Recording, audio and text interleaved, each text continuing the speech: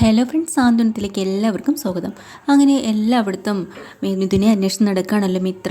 അവസാനം കാണാതെ ആകുമ്പോഴത്തേക്കിനും വൈകുന്നേരം ആവുന്നുണ്ട്. അപ്പോൾ കൂട്ടുകാരി ജീന പറയുന്നുണ്ട്, എടി ഇത്രയൊക്കെ അന്വേഷിച്ചിട്ട് നമുക്ക് കിട്ടിയില്ലല്ലോ, അയാളെ കണ്ടുപിടിക്കാനും പറ്റില്ല, ഇനി നമുക്ക് തിരിച്ചു പോയാലോ എന്ന് ചോദിക്കുമ്പോൾ ഉടനെ മിത്ര പറയുന്നുണ്ട്, ഞാനൊരിക്കലും പോവില്ല, അവനെ കണ്ടുപിടിച്ചിട്ടേ പോവുള്ളടി. ആര്യന് ഞാൻ വാക്ക് കൊടുത്തതാ, ആ മിഥുനെ ഞാൻ കൊണ്ടുവരുമെന്നുള്ളത്.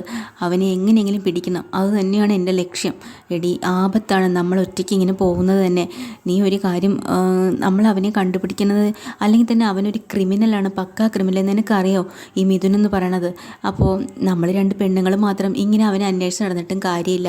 ഇവിടെ പലരും അവൻ്റെ ഫ്രണ്ടും കാര്യങ്ങളൊക്കെ ആണെന്നാണ് എനിക്ക് തോന്നണത്. നമ്മൾ അന്വേഷിച്ചവരിൽ പലരും അവൻ്റെ ഫ്രണ്ടാണെന്നും തോന്നുന്നുണ്ട്. കാരണം അവന്മാരൊന്നും സത്യം പറയില്ലല്ലോ. അപ്പോൾ പിന്നെ നമ്മളെങ്ങനെ അവരെ വിശ്വസിക്കും? ഇവിടെ അതുകൊണ്ട് തന്നെ നമ്മളെ പലരും പിന്തുടരുന്നും ഉണ്ടാവും, നമ്മളെ എങ്ങോട്ടാ എന്തിനാ എന്നുള്ള കാര്യം. അതുകൊണ്ട് നമുക്കിത് പറ്റുമെന്ന് തോന്നുന്നില്ലടി. ഒരു കാര്യം ചെയ്യും, നമ്മുടെ പുറകെ ഒന്നേ ആൾബലമോ പിന്തുണയോ ഒക്കെ വേണം, ഇല്ലെങ്കിൽ വലിയൊരു സന്നാഹം തന്നെ വേണം അവനെ പിടിക്കണമെങ്കിൽ, അതും ഈ കോളനിക്കകത്ത് വെച്ച്. അപ്പോൾ പോലീസ് പ്രൊട്ടക്ഷനോട് കൂടി വരുന്നതാവും നല്ലതെന്നാണ് എനിക്ക് തോന്നുന്നത് എന്നും പറഞ്ഞിട്ട് കൂട്ടുകാരി പിന്തിരിപ്പിക്കാൻ നോക്കാട്ടോ. അപ്പോൾ ഉടനെ മിത്ര പറയാനുണ്ട്, അതൊക്കെ ശരിയായിരിക്കും, പക്ഷേ ആര്യന് ഞാൻ കൊടുത്ത വാക്ക് പോരാഞ്ഞിട്ട് ആര്യനാണ് ഇപ്പോൾ എല്ലാവരുടെ മുന്നിലും കുറ്റക്കാരനായി നിൽക്കുന്നത്. അവൻ സ്വയം ശിക്ഷിക്കും പോലെ എല്ലാവരിൽ നിന്നും ഓരോന്ന് കുത്തുവാക്കുകൾ കേൾക്കുകയും അടി വാങ്ങുകയും ഒക്കെ ചെയ്യുന്നത്. ഇനി എന്നെക്കുറിച്ച് ആരെടുത്തും അവൻ ഇതുവരെയായിട്ടും ഒന്നും പറഞ്ഞിട്ടുമില്ല, എന്നെ ഒറ്റ കൊടുത്തിട്ടുമില്ല. അങ്ങനെ ഇരിക്കുമ്പോൾ ഞാൻ എൻ്റെ ഉത്തരവാദിത്തം ചെയ്തിട്ടേ എന്നൊക്കെ പറഞ്ഞ് വളരെ ഇമോഷണലാവുന്നുണ്ട് മിത്ര. അപ്പോൾ കൂട്ടുകാരി പറയുന്നുണ്ട്, എടി ഞാൻ അങ്ങനെ നിന്നെ കുറ്റപ്പെടുത്താൻ വേണ്ടി പറഞ്ഞതല്ല, നമ്മുടെ അവസ്ഥ കൂടെ നമ്മൾ മനസ്സിലാക്കണ്ടേ, നമ്മുടെ പെണ്ണുങ്ങളല്ലേ, അതുകൊണ്ടാണ്. പക്ഷേ നീ ഇത്രയും ഉറച്ച് നിൽക്കുമ്പോൾ ഞാൻ നിൻ്റെ കൂടെ തന്നെ ഉണ്ടാവും, നീ പേടിക്കണ്ട എന്ന് പറഞ്ഞ് ഒരു ധൈര്യമൊക്കെ കൊടുക്കുന്നുണ്ട് കേട്ടോ. അങ്ങനെ അവർ രണ്ടുപേരും വീണ്ടും മിഥുനെ അന്വേഷിച്ച് കറങ്ങി നടക്കുന്നുണ്ട് കേട്ടോ.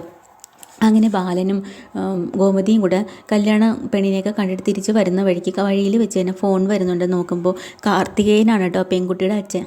അങ്ങനെ വണ്ടി ഒതുക്കി നിർത്തി സംസാരിക്കുന്നുണ്ട്. ബാലൻ വീട്ടിലാണോ എന്ന് ചോദിക്കുന്നുണ്ട്. അല്ല, ഞാൻ അങ്ങോട്ട് പോകുന്നേ ഉള്ളൂ, എന്നാൽ വീട്ടിലെത്തിയിട്ട് വിളിക്കാം. അത് വേണ്ട, വണ്ടിയൊക്കെ ഞാൻ ഒതുക്കി നിർത്തിയിട്ടുണ്ട്, പറഞ്ഞോളൂ. അല്ല, ഈ കല്യാണം നടത്താൻ നമുക്ക് ബുദ്ധിമുട്ടുണ്ട് എന്ന് പറയണതും ബാലനും ഞെട്ടിപ്പോവുകയാണ് കേട്ടോ. അതെന്താ, എന്നെക്കുറിച്ചോ എൻ്റെ ഫാമിലിയെക്കുറിച്ചോ ആരെങ്കിലും എന്തെങ്കിലും പറഞ്ഞിട്ടാണോ? അങ്ങനെയൊന്നുമില്ല, ഞങ്ങൾക്ക് താല്പര്യമില്ല, അത്രയേ ഉള്ളൂ. പിന്നെ നേരിട്ട് കാണുമ്പോൾ ബാക്കി കാര്യങ്ങൾ പറയാം. അപ്പോഴത്തേക്കിനും വീണ്ടും ബാലൻ പറയുന്നുണ്ട്, അതെ, ആനന്ദിനെക്കുറിച്ച് നിങ്ങൾ പുറത്തൊക്കെ ഒന്ന് അന്വേഷിച്ച് നോക്കണം, അവനെപ്പോലും നല്ലൊരു പയ്യനെ കിട്ടാൻ ബുദ്ധിമുട്ടാണ്. അതൊക്കെ ശരിയായിരിക്കും, പക്ഷേ നമുക്കിതിനോട് താല്പര്യമില്ല കേട്ടോ. ശരി എന്നും പറഞ്ഞ് അയാളാണെങ്കിൽ ഫോൺ വയ്ക്കുക കേട്ടോ. അപ്പോൾ വീണ്ടും ബാലനാകെ സങ്കടത്തിലായി. എന്നിട്ട് ഗോമതിയോട് പറയാനുണ്ട്, ഈ കല്യാണം നടക്കില്ല, അവർക്ക് താല്പര്യമില്ല എന്നാണ് പറയണം. അതെന്താ ബാലേട്ടാ? എനിക്കറിയില്ല. പിന്നെ ഗോമതി, ഇതൊക്കെ വിധിച്ചിട്ടുണ്ടാവില്ല, അത്ര തന്നെ, അങ്ങനെ വിചാരിക്കുന്നതല്ലേ നല്ലത്. പിന്നെ ആനന്ദിൻ്റെ കല്യാണമായിരുന്നു ആദ്യം നടക്കേണ്ടിയിരുന്നത്, ഇപ്പോൾ അവസാനമായിട്ടും അവൻ്റെ കല്യാണം നടക്കുന്നില്ലല്ലോ ദൈവമേ. ഇനി എൻ്റെ വല്ല കുഴപ്പവും കൊണ്ടാണോ ഇങ്ങനെയൊക്കെ സംഭവിക്കുന്നത്? അതെന്താ ബാലേട്ടാ അങ്ങനെ പറയണേ? അതല്ല, ആനന്ദിൻ്റെ കല്യാണം നടക്കാത്തതിൻ്റെ പിന്നിൽ എനിക്കെന്തോ കുഴപ്പമുണ്ടതുപോലെ എനിക്ക് തോന്നുന്നത്. അവൻ്റെ കല്യാണത്തിന് വേണ്ടി ഞാൻ ഇനി ഒന്നിനും മുന്നോട്ട് ഇറങ്ങണില്ല. മുൻകൈ എടുത്ത് ഇനി നിങ്ങളാരെങ്കിലും മുന്നോട്ട് ഇറങ്ങുന്നത് തന്നെയാണ് നല്ലത്, അതാകുമ്പോൾ ചിലപ്പോൾ എളുപ്പം നടക്കും എന്ന് പറയുമ്പോൾ പെട്ടെന്ന് ഗോമതിക്ക് വിഷമാവുന്നുണ്ട്. ഗോമതി പറയുന്നുണ്ട്, ബാലേട്ടാ അങ്ങനെയൊന്നും പറയല്ലേ, ഇതൊക്കെ ഒരു വിധിയാണ്. കല്യാണം എന്നൊക്കെ പറയണത് സമയത്ത് തന്നെ നടക്കണം, അതിൻ്റേതായിട്ടുള്ളൊരു സമയമുണ്ടല്ലോ, അപ്പോഴേ നടക്കൂ, അല്ലാണ്ട് ഓരോരുത്തരുടെ രാശിയും അതും ഇതും നോക്കിയിട്ടൊന്നും അല്ല. ഇല്ല, ഞാൻ എന്തായാലും ഇനി ഇതിൽ ഇടപെടുന്നില്ല ഗോമതി. നിങ്ങൾ ആരെങ്കിലും മുൻകൈ എടുത്ത് ആനന്ദിൻ്റെ വിവാഹം നടത്തുക, അതാകുമ്പോൾ പെട്ടെന്ന് നടക്കണമെങ്കിൽ നടക്കട്ടെ എന്ന് വിചാരിച്ചിട്ട് അവരവിടെ നിന്ന് പോവാട്ടോ. ഇത് വീട്ടിൽ ചെന്നതിന് ശേഷം മീനാക്ഷിയെ വിളിക്കുകയാണ് ഗോമതി ടെൻഷനായിട്ട്. അവിടെ ഉടനെ തന്നെ മീനാക്ഷിയും കൂടെ മീനാക്ഷിയുടെ മാഡവും കൂടെ ഓഫീസ് ടൈം കഴിഞ്ഞ് നടന്നു വരുന്ന സമയത്താണ് ഈ കോള് വരുന്നത്. അങ്ങനെ മാഡത്തിനോട് പെർമിഷൻ ചോദിച്ചിട്ട് ആ ഫോൺ എടുക്കാൻ കേട്ടോ. അങ്ങനെ എടുത്തിട്ട് സംസാരിക്കുന്നുണ്ട്. അപ്പോൾ തന്നെ ഗോമതി നടന്ന കാര്യങ്ങളെല്ലാം പറയാണ്. പെണ്ണിനെ കാണാൻ പോയി, ഇഷ്ടമായി, പക്ഷേ അവർക്ക് താല്പര്യമില്ല, ഇങ്ങനെയൊക്കെ പറഞ്ഞു എന്ന് പറയുമ്പോൾ ഭയങ്കര സങ്കടമാണ്. പിന്നെ ബാലേട്ടൻ്റെ അവസ്ഥയും വളരെ വിഷമത്തിലാണ്. എനിക്കത് കാണാൻ പറ്റണില്ല മീനാക്ഷി, ഈ സങ്കടം. അമ്മ വിഷമിക്കാതെ, അത് അല്ലെങ്കിൽ നമുക്ക് ഏതെങ്കിലും ചെയ്യും. അതുമാത്രമല്ല, അമ്മ ഇപ്പോൾ ഫോൺ വയ്ക്കുക, എൻ്റെ കൂടെ എൻ്റെ മാഡവും കൂടെ ഉണ്ട്, ഞാൻ വീട്ടിൽ വന്ന് സംസാരിക്കാമെന്ന് പറഞ്ഞ് ഫോൺ വയ്ക്കട്ടോ. എന്നിട്ട് ആ മാഡം വന്ന് ചോദിക്കുന്നുണ്ട്, മീനാക്ഷി, ഈ ആനന്ദിനെക്കുറിച്ച് ഒരുപാട് നല്ല കാര്യങ്ങളാണല്ലോ തുടക്കം മുതൽ മീനാക്ഷി പറയണത്. അതെ, ആനന്ദ് നല്ലൊരു പയ്യനാണ്, അവനെപ്പോലെ ഒരു പയ്യൻ ഈ ലോകത്ത് തന്നെ ഉണ്ടോയെന്ന് അറിയില്ല, അത്രയ്ക്ക് നല്ല സ്വഭാവമാണ്. അതെ, ഞാനും അതാ വിചാരിക്കണേ. മീനാക്ഷി എന്നോട് കുടുംബത്തിലെ കാര്യങ്ങളൊക്കെ പറയുമ്പോൾ ആനന്ദിൻ്റെ സ്വഭാവത്തെപ്പറ്റി പറയും. അന്ന് മൂലം ഞാനൊരു കാര്യം ആലോചിച്ചിരുന്നു, എൻ്റെ മോൾ ആതിര അവൾക്ക് വേണ്ടിയിട്ട് ഞങ്ങളിപ്പോൾ കല്യാണപ്രായം ആയിട്ടുണ്ട്, എല്ലാവരും കല്യാണ ആലോചനയും വരുന്നുണ്ട്. അപ്പോൾ ആ അനന്തിന് വേണ്ടിയിട്ടൊന്ന് നോക്കിയാലോ എന്ന് ഞാൻ ആലോചിക്കുക എന്ന് പറയുമ്പോൾ മീനാക്ഷിക്ക് സന്തോഷമാവണം കേട്ടോ. അപ്പോൾ മീനാക്ഷി പറയുന്നത് സത്യമാണോ? അതെ, ഞങ്ങൾക്ക് വലിയ പണവും പത്രാസവും ഒന്നുമല്ല ആവശ്യം, കുടുംബം നോക്കണം, എൻ്റെ മോളെ പൊന്നു പോലെ നോക്കണം, നല്ല ഒരു ഫാമിലി ആയിരിക്കണം, അത്രയേ ഉള്ളൂ. എന്തായാലും ഞാനിപ്പോൾ ഒരു തീരുമാനം പറയണില്ല, വീട്ടിൽ പോയി മോളോടും ഹസ്ബൻഡിനോടും എല്ലാവരോടും ആലോചിച്ച് എല്ലാവർക്കും തീരുമാനം ഉറപ്പാണെങ്കിൽ മാത്രമേ ഞാൻ മീനാക്ഷി വിളിക്കുകയുള്ളൂ കേട്ടോ. മതി മതി മതി എല്ലാവർക്കും ഇഷ്ടമാണെങ്കിൽ മാത്രം വിളിച്ചാൽ മതി എന്നിങ്ങനെ സന്തോഷത്തോടെ മീനാക്ഷി പറഞ്ഞിട്ട് അവിടെ നിന്ന് പിരിയാട്ടോ. വീട്ടിൽ ഗോമതി ടെൻഷനോട് ടെൻഷൻ. സന്ധ്യ കഴിഞ്ഞു, എന്നിട്ടും അവിടെ മിത്രയെ കാണാനില്ല, ഇതുവരെയും കോളേജിൽ നിന്ന് എത്തിയിട്ടുമില്ല. അങ്ങനെ ഭയങ്കരമായിട്ട് വിഷമിച്ചിരിക്കുന്ന സമയത്താണ് മീനാക്ഷി അങ്ങോട്ട് കയറി വരുന്നത് കേട്ടോ. അപ്പോൾ മീനാക്ഷി പറയുന്നുണ്ട്, എന്താ അമ്മേ ടെൻഷൻ? ഞാൻ പറഞ്ഞില്ലേ കല്യാണക്കാര്യത്തിൻ്റെ കാര്യം വിഷമിക്കണ്ടെന്ന്, അതൊന്നും അല്ല. അപ്പോൾ അനുമോള് പറയുന്നുണ്ട്, മീനാക്ഷി ചേച്ചി ഇവിടെ ഇത്രയും സമയത്ത് മിത്ര ചേച്ചി ഇതുവരെ എത്തിയിട്ടില്ല, അതിൻ്റെ ടെൻഷനാണ്.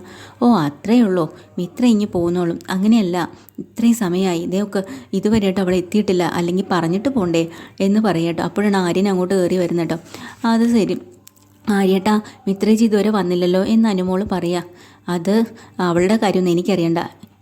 നിങ്ങൾ സ്നേഹിച്ച് കല്യാണം കഴിച്ചവരല്ലേ, എന്നിട്ട് അറിയണ്ടെന്നോ? അപ്പോൾ ഭാര്യയുടെ കാര്യങ്ങളൊന്നും ഭർത്താവിന് അറിയണ്ടെന്നാണോ പറയണത്? ഇതിലെന്തോ പൊരുത്തക്കെട്ടുണ്ടല്ലോ എന്ന് അനുമോള് പറയുമ്പോൾ പെട്ടെന്ന് എല്ലാവരും പരിങ്ങിപ്പോകുന്നുണ്ട് കേട്ടോ.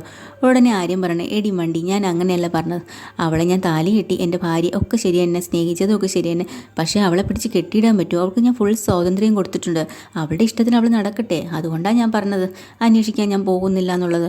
അങ്ങനെ തന്നെയാണ് ഉദ്ദേശിച്ചത്. അതേടി എന്ന് പറയാം. അപ്പോൾ തന്നെ പെട്ടെന്ന് അനുമോളെ അവിടെ നിന്ന് മാറ്റാൻ വേണ്ടിയിട്ട് മീനാക്ഷി പറയുന്നുണ്ട്, മോളെ നീ എനിക്കൊരു ചായ എടുത്തിട്ട് വന്ന്. ശരി, ഞാൻ ചായ എടുത്തിട്ട് വരാമെന്ന് പറഞ്ഞ് മീനാക്ഷി അകത്തേക്ക് പോവാട്ടോ. അങ്ങനെ ആര്യനോട് മിത്ര പറഞ്ഞിട്ടാണോ പോയത് താമസിക്കുമെന്ന് എന്ന് മീനാക്ഷി ചോദിക്കുമ്പോൾ അവളെക്കുറിച്ച് ദേ ഏട്ടത്തി എന്നോടൊന്നും ചോദിക്കരുത്, ഞാൻ പറഞ്ഞിട്ടുണ്ട്. എടാ അതെന്താ നീ അങ്ങനെ പറയണേ എന്ന് ഗോമതി, നീ താലി കെട്ടിയ പെണ്ണല്ലേ, അവൾ ഇത്രയും ലേറ്റാകുമ്പോൾ അന്വേഷിക്കേണ്ടത് നിൻ്റെ കടമയല്ലേ, നിൻ്റെ ഉത്തരവാദിത്തമല്ലേ? താലി കെട്ടിയോ? ഞാനോ?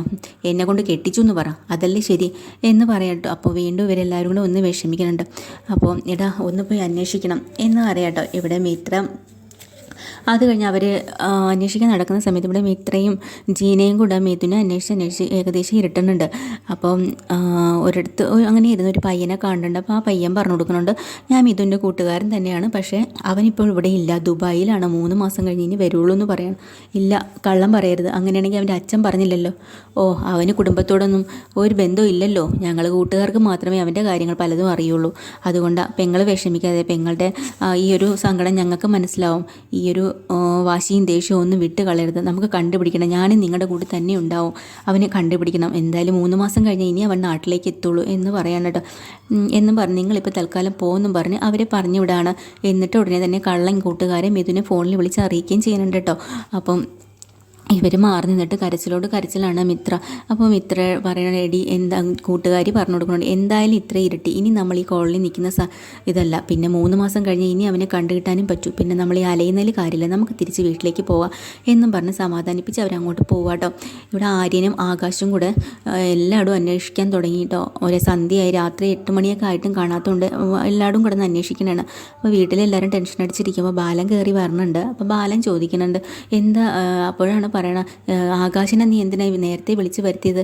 അല്ല ബാലട്ട, അതെ ആകാശാണെങ്കിൽ നമ്മുടെ മിത്രയാണെങ്കിൽ ഇതുവരെയായിട്ടും എത്തിയിട്ടില്ല, അതുകൊണ്ടാണ് അന്വേഷിക്കാൻ പോയതാണ്. അതെന്താ ഇവിടെ ആരോടും ഒന്നും പറഞ്ഞിരുന്നില്ലേ?